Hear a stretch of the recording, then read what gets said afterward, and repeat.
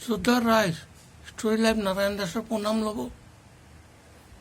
আজিৰ ভিডিঅ'টো চবকে শ্বেয়াৰ কৰি দিব, কিয়নো বহুত দিন যাবত মই কংগ্ৰেছ পাৰ্টিৰ পিছে পিছে ঘূৰিছিলোঁ। আজিকালি পৰহিৰ পৰা মই মোৰ পিচি লগত গুচি যাম বাৰু, এই কথাবোৰ জানিব।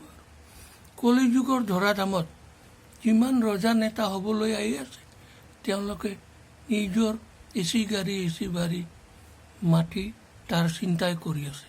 তাৰ কাৰণে মোৰ দুখ লাগিছে। বিনা পুঞ্জিত কেনেকৈ ৰাইজক ডবল ইনকাম কৰাই দিব পাৰে, এই কথাটো নাৰায়ণ দাসে জানে আৰু পিছে জানে। পিছে আৰু ভাইপো যদি মিলি যায় এই কামখিনি গোটেই অসমত কৰি দিব পাৰে। আপোনালোকে কথাটো ৰাইজক জনাই দিব লাগে। আজিৰ কাৰণে ইয়াতে বিদায় মাগিছোঁ। প্ৰণাম ল'ব বাৰু, ইতি নাৰু প্ৰণাম।